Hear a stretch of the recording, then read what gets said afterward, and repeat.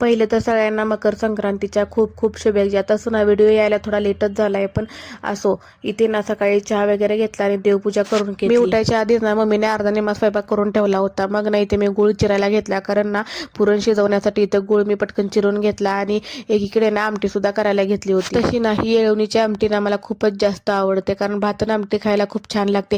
त्याच्यामुळे ना मी दरवेळी पोळ्या बनवायला लागली की जरा आमटी जास्तच बनवते. एकीकडे ना आमटी फोडणीला टाकली आणि एकीकडे पुरणासाठी ना डाळ सुद्धा शिजवून घेतली. नंतर ना डाळ शिजल्यानंतर पुरण छान असं वाटून घेतलं आणि इतकी मोठी भांडी पडली होती ना ती सुद्धा पटकन घासून घेतली. बाकीचं सगळं आवरलं होतं, म्हणून ना मम्मी इकडे पोळ्या करत होती, तोपर्यंत मी इकडे छान अशी रांगोळी सुद्धा काढून घेतली.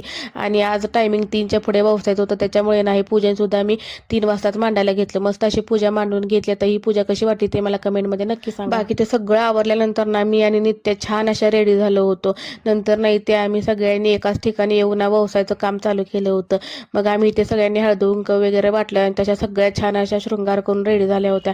तशा बायकांना अशा आधीमध्ये रटत नाहीत, पण ह्या अशा सणासुदीला ना खूप छान आम्ही रेडी होतो. आमच्या इकडचे मंदिर आहे ना 5च्या पुढे उघडतात, त्याच्यामुळे ना आमच्या हळदी कुंकवाचं काम झाल्यानंतर आम्ही सगळ्यांना मंदिरात सुद्धा गेलो होतो. मंदिरात छान असा नमस्कार केला आणि तिथेच काही फोटोशूट वगैरे केलं आणि नंतर ना नित्य सुद्धा छान खेळायला लागली होती. मंदिरातून येतानाच ना बाहेर असे स्टॉल लागले होते. मग मम्मीला ना रांगोळीचा छाप वगैरे घ्यायचा होता.